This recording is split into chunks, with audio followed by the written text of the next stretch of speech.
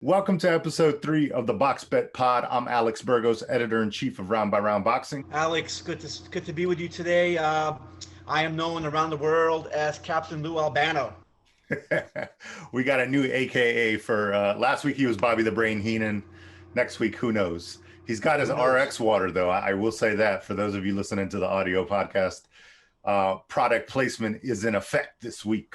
I haven't gotten my shipment yet. Otherwise, I'd be drinking it too. But how are you doing, Vlad? I'm doing great, Alex. Hey, Alex, why don't we recap some great activity last week, and we can see how I did and how you did. Definitely. You guys will be able to take a look at the graphic if you're watching the podcast on YouTube. We are now even both at 4-1 since we've started with our predictions. Last week, I successfully predicted to the T that Okoli was going to win by knockout. You said he was going to win by decision, and then we both predicted that Virgil was going to get a knockout victory. He was a sizable favorite on the money line, but the knockout, which is still very sizable. I think we all predicted it. There was moments in the fight that we would think that Hooker was going to make it out. I mean, I think Virgil was dominating the fight. Hooker was landing. If you saw Virgil's face was worse for the wear than Maurice's was. But you just knew that Virgil was hurting him, and at some point was going to get to him. And in that particular moment, he had hurt his hand, broke his hand, and he can't fight someone like Virgil Ortiz, as a one-handed fighter. So he ultimately got the stoppage, and we both got credit for that. Definitely. I will say a couple of quick things on that, just from a observer's perspective, not betting, but kudos to Maurice Hooker because he put it all on the line.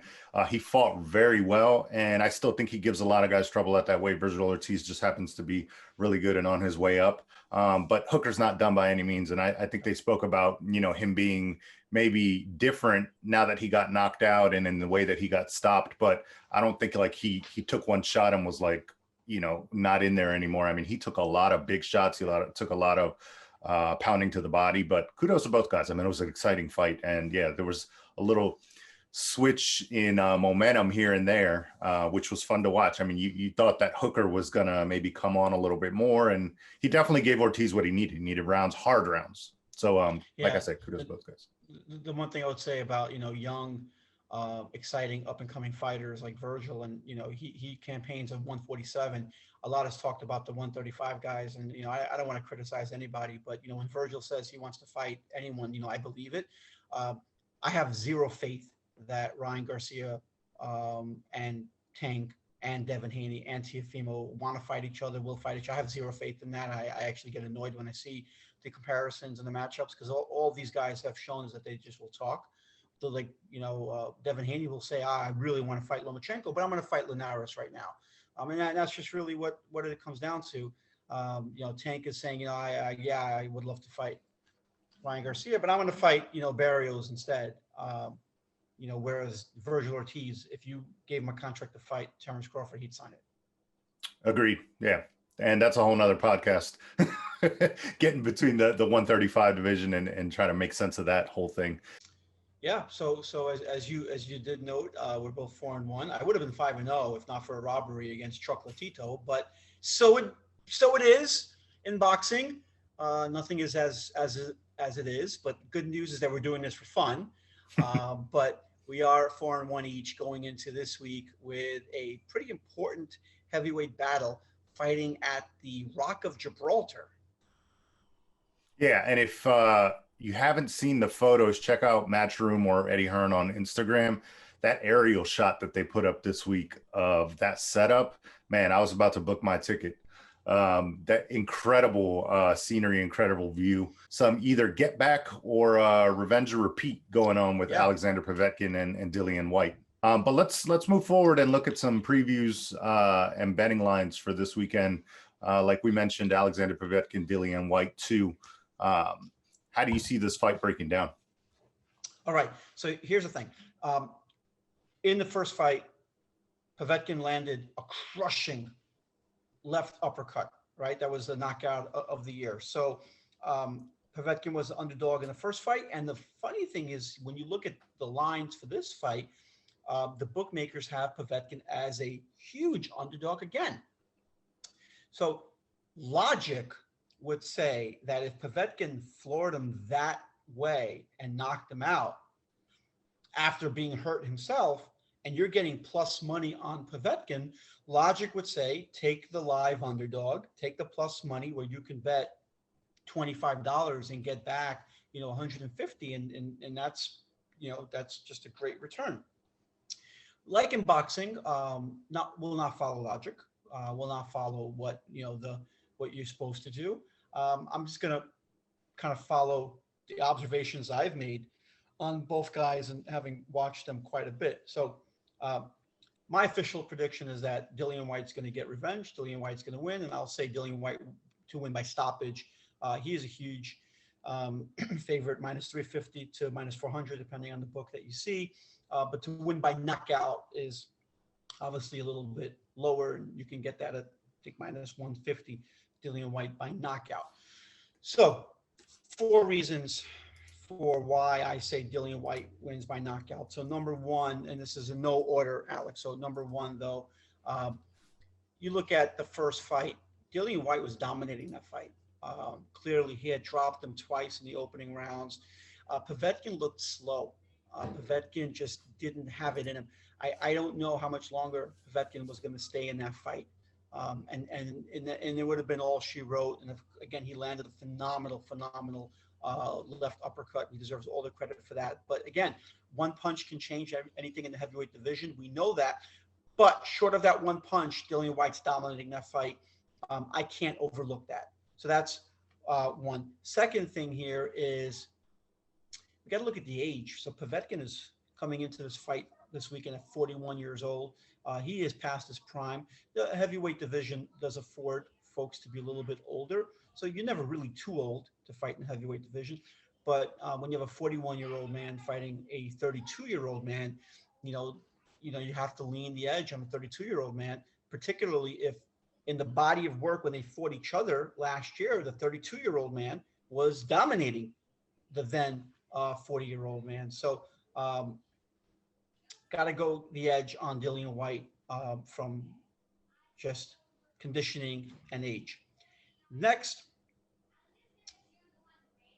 the fight before Dillian Whyte, Povetkin fought Michael Hunter on the undercard of the Anthony Joshua and the Andy Ruiz rematch. And, it was a compelling fight. It was a close fight. And they fought to a draw. Povetkin could not separate himself from the likes of Michael Hunter. Coming into that fight, Povetkin has 2 losses, right? One to Klitschko, one to Joshua. These are 2 of the best fighters, in the heavyweight division in the past 20 years. When he fought Hunter, you could see that he just has come down a little bit off that fight. Hunter had him hurt really bad in the 11th round. Kudos to Povetkin for surviving the 11th, surviving the 12th. And Povetkin had done enough in the earlier rounds to get himself to draw. But that fight was telling. And the reason that he came in as a sizable underdog to the Dillian Whyte first fight was coming off of that Michael Hunter fight. So you can't erase the Michael Hunter fight where Povetkin showed that he is now decreased a little bit. He's lost something of himself. And then again, in the Dillian Whyte fight, he was thoroughly dominated for the first 4 rounds. So that's reason number 3. And the reason number 4, I talked a little bit about this last week. We don't know about the COVID-19 effect on fighters. So Povetkin did suffer from COVID-19 in December. By the way, Dillian Whyte said on record that he didn't believe that Povetkin has it, but I take the man at his word that he had it. Also, from the reports of Povetkin and his camp, he actually was sick. He was suffering through symptoms in December. So we don't know what that does to an athlete. We don't know what that does to an athlete who is already 41 years old. We don't know. But recent history does suggest that if they battled COVID, that it may have taken something out of them, whether it slowed down their training at that point or it'll have some other effect on him fight night. So for those 4 reasons, I have Dillian Whyte winning the fight. He's a sizable favorite on the money line. Some people think that it'll go to distance. That is actually a very, very attractive, compelling pick for it to go to distance, and that is plus money on it. I am going to make my official pick. The Captain Lou Albano official pick is that Dillian Whyte will win by stoppage inside the distance on Saturday night in Gibraltar. Well, thank you for that in-depth breakdown. Dillian Whyte's looking at about a minus 350. Alexander Povetkin plus 275, and that right around there. So I also wanted to ask you a question just for the listeners. And I will say on Round by Round Boxing, especially on Instagram, we get maybe people interested in betting, novice bettors. I won't say I'm an expert or a professional in betting. I've covered boxing for over 10 years. So I've always seen the lines, and, you know, I do bet myself. And so I'm well versed in it. But what I want to say is, and ask you also, is sometimes the right bet is taking advantage of the moment or taking advantage of the underdog. And so I think this is a perfect example of that. So yeah, we might pick Dillian Whyte, but the bet here and the recommendation would probably be to put some money on Alexander Povetkin. True or false? You know, it's a case by case basis. Again, I would say normally, if you told me everything being even, we don't know anything about these two guys, and you said these two guys fought last summer, and Povetkin knocked them out, and he's coming into this fight as an underdog. Shouldn't we take the underdog again? Because clearly, if he did it once, he can do it again. Mm-hmm. I would say, of course, absolutely. Don't put your house on it, but sure, sprinkle something on the underdog. I just can't get there knowing the history of both guys, you know, knowing these two guys the way I do, following them. And then again, the 4 points that I gave you as to why I favor Dillian Whyte.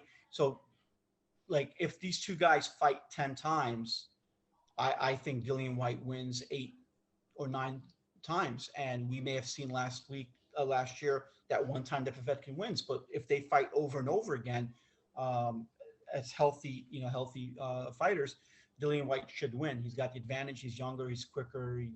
He's just a better fighter. And again, the first 4 rounds showed that. It wasn't like it was a close back and forth fight or it was a boring fight and then Povetkin stopped him. Had that happened, I'm pretty sure the odds would be different. I mean, you can't negate what Dillian Whyte did to him, and for that reason, I can't say yes, go with the underdog. I like to pick who's going to win, not just who gives you the most value. Right. Okay. Well, I will say, for argument's sake, the pick here that makes most sense is probably Dillian Whyte because of levels and because of where he's at in his career. Although he's been stopped twice, he bounced back well after the Anthony Joshua stoppage. It's yet to see, obviously, yet to be determined how he bounces back from this one. He's saying the right things, but with the line, I like Alexander Povetkin here. So I'm going to officially go on record and say I'm taking the underdog because it's a good bet. You can make some money on it. And like you said, don't bet the house. But if you're going to make any money on this fight, I think it's a good spot to take Povetkin. I like him to win by stoppage. I won't say decision. I'll say stoppage. And obviously I can see Dillian Whyte stopping him or winning a decision as well, which is probably on paper what should happen. And I like your point about the COVID as well. It happened last week, and we saw Glowacki look like a former shell of himself. And so maybe that had a little bit to do with it. And we'll see how that's affected Alexander Povetkin. It's something that we don't know exactly. You know, Dillian Whyte may refute that he had it, but if they say he had it and he was already on the downside and the downturn a little bit, that could be tricky and make things worse. I was going to say, when we meet again next week and we break down some action next week, one of us will be ahead. Definitely. So look for me to be 5-1. Look for Vlad to be 4-2. We will see. Also, I got to mention, we got a very special guest coming up as well, a heavyweight contender, a guy that knows a lot, has a firsthand knowledge of the big men of the glamour division, because he's a 6'6" heavyweight himself, Otto Wallin, coming off a big victory over Dominic Breazeale. So we're going to chop it up with him and get his opinion, not only previewing this fight, but if he had to make the line and do the predictions on how this should break down. Appreciate the time, you taking the time out of your schedule. We have Otto Wallin here joining us on the Box Bet podcast. Heavyweight contender, 22-1, 14 knockouts, riding a big victory recently over Dominic Breazeale. Just how are you? How's your day going? See, you're still back in the gym. You're still training? Yeah, I am. It's going very well. I went to the gym this morning, and now I had a nap. And I set my alarm for 2:45, so it was a little bit off. That's why I was a little late. But yeah, I'm getting up now, do this, and then back to the gym later. Well, thank you. Thanks again, Otto, for spending some time with us. So before we get into this big heavyweight fight coming up at Gibraltar this weekend, I want to hear about you, about your most recent performance, one-sided victory over Dominic Breazeale. Now that you've had a few weeks to reflect on it, how do you feel about it? What do you think went well for you, and what would you want to work on? I think all in all, it was good. I think Breazeale is a big name, and I mean, it's probably my best win so far. So I think it was a good fight, a step in the right direction, and yeah, I think there's some things I do good, but there's also things that I need to improve on. And I haven't been able to watch the fight yet, but I'm trying to get it. And when I get it, I'll study it more and talk about it with my trainer. Well, after the fight, we saw you on a boat, having some leisure time hanging out. So tell us about that. Yeah, we were hanging out. Me and my girlfriend went to Miami for a little bit over the weekend, and we were just taking it easy. And we went on a boat, and with a couple of friends. That was really nice. But yeah, it was pretty relaxed time out there. Yeah, so relaxed time, Alex. What that means is Otto went with his girlfriend on a boat to Miami, and after they were done, they had so much fun that Miami released 8 p.m. curfew going forward, and now nobody can have fun. Yeah. I was going to say, Otto, my invitation probably got lost in the mail, so I'll give you my address again after the show, and we'll meet you there next time. Okay. But I wanted to mention one thing before we jump into the preview of the fight. One thing I really like about you is something that you said, and you've been more vocal of lately, is you don't want to be defined by that fight with Tyson Fury. You don't want to be defined by that loss. And I think that's such a big thing to say, because a lot of people, you did so well in that fight, and it was maybe your coming out party in a sense. You have a lot ahead of you, but up until that point, and, for someone to say, okay, enough is enough. I don't want to ride that loss. I want to do more, and I want to win. Did you come to that maybe conclusion in your mind and said, okay, enough is enough. I want to show victories, and I want to show what I can do in the ring other than that? Yeah, that's very important, of course. I don't want to just be remembered for a guy that gave Tyson Fury a good fight. I want to be remembered for some good wins, and I mean, I want to be champion. So that's why I work so hard, and I'm going to keep doing that. And hopefully my dream will come alive. And yeah, I mean, I feel like it's time to move past that. Everybody wants to talk about that fight still, and it's almost been 2 years now. Mm-hmm. So it's nice to get other fights under my belt that we can talk about also. Definitely. Well, we got a big heavyweight fight coming up in Gibraltar this weekend. Alex and I are going to be watching, but we know you're going to be watching because you're going to be a very interested party to this fight. It is the rematch of Dillian Whyte against Alexander Povetkin. So before we get an official prediction from you, and you're the subject matter expert, we want to get a breakdown of the fight from you. So assuming you had to fight Dillian Whyte this Saturday, how do you go about beating him? Yeah, I mean, styles makes fights. So I'm a little different than what Povetkin is. He's a little smaller than I am. And I feel like Povetkin's got a very good background, Olympic champion. And I mean, he was probably losing that first fight when but then he knocked Whyte out. So if it was me fighting Dillian Whyte, I mean, I don't want to give too much away, but I think that I could keep him away from me and show him some good boxing. And I think that I'm faster than him. I got better footwork. So I think that I would want to use that. But not only use that either, you got to be the boss in there also. So, box him, but also show him who's the boss. Definitely. From an odds perspective, because we like to give people a little bit of background on what the bettors are saying and what the line is. Dillian Whyte is a favorite. He got knocked out in the first fight. He's a favorite in this fight. He's a minus 350, whereas Povetkin is a plus 275. And for those that don't know, if you put $100 on Povetkin, you would get 275 back.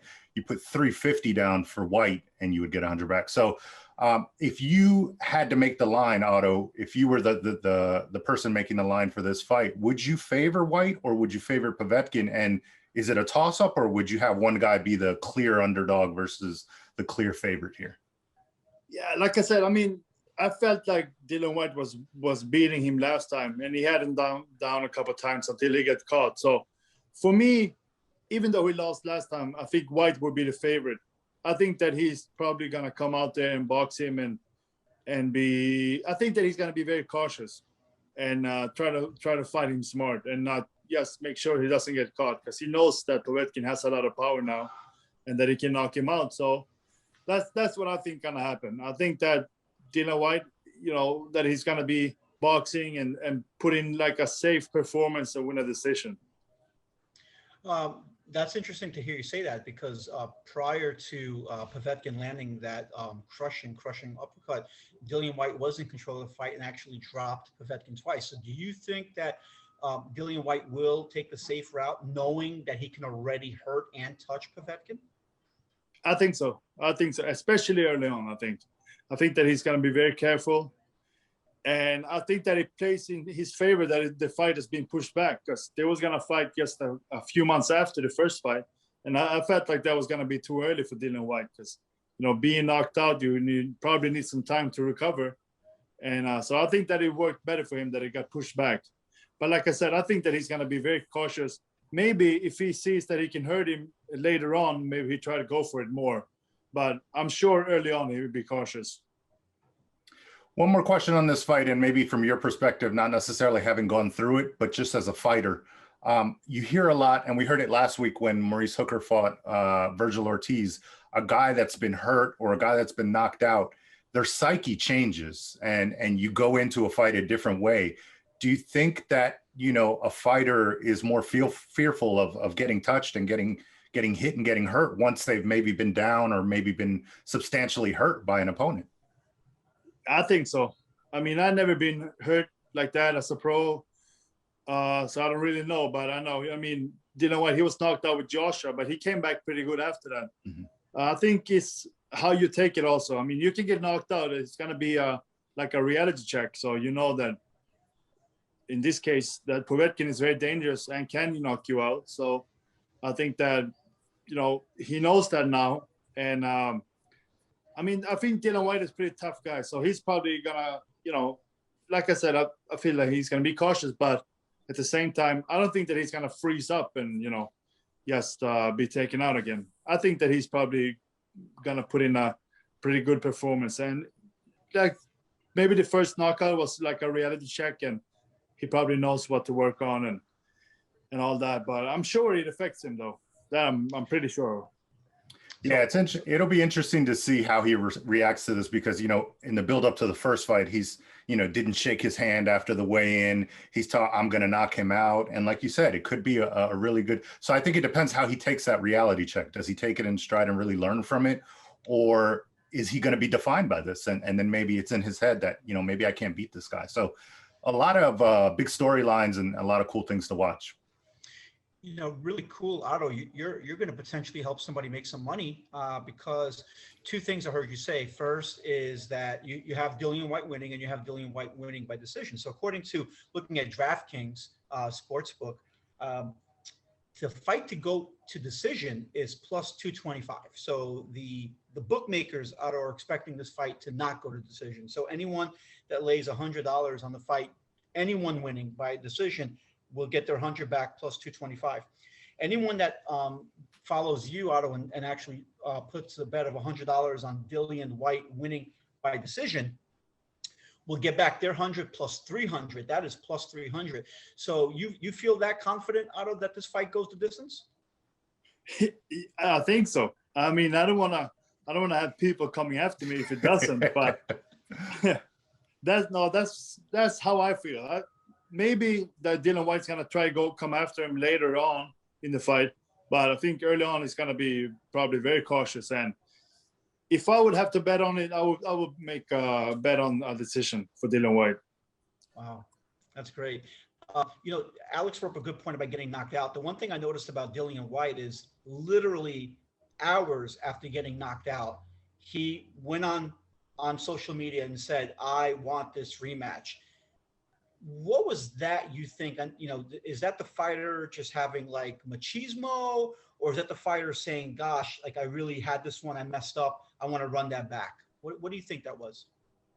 I think that's what it was. I think that he wanted to do it again and set it straight, because he was mandatory with the WBC for a long time, and then this happened and came out of nowhere, and he lost that spot. So maybe he feels like I got to do it again and beat him, and then I will be right back up there.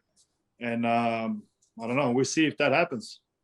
Let's talk about you a little bit too as well, looking forward after this big victory that you just had over Dominic Breazeale, a former heavyweight title contender. What would you like moving forward?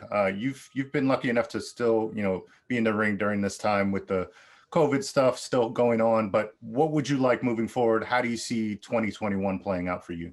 I would like to fight again this summer, and potentially another fight after that this year. That would be good. And Breazeale, he's a pretty big name, so I'm getting up on a pretty high level now, I feel like. And my next fight is probably going to be somebody a little better. We haven't been able to discuss much, but I'm fighting with Showtime, and they have a good connection to the PBC, and they have a lot of good fighters. So my guess is that it will be one of those guys, and I already fought two of them now here. My last two fights was against two PBC fighters, so that's my guess. It's probably going to be one of those guys, and I think that's quite a lot of them. So I feel like it's going to be good for me. Well, speaking of the PBC guys, Otto, you did such a great job today. I want to get your commitment before you leave that you'll come back in a few weeks and help us break down the newly announced fight, Andy Ruiz versus Chris Arreola. We need your breakdown on that one. Sure. I'll come back and do it. Excellent. He might be on the boat in Miami, but we'll make sure the Wi-Fi is good, Otto. We really appreciate it. It's a pleasure having you, and definitely we'll talk to you hopefully soon. Yeah. Thank you. Thanks for having me. Okay. Have a good one. You too.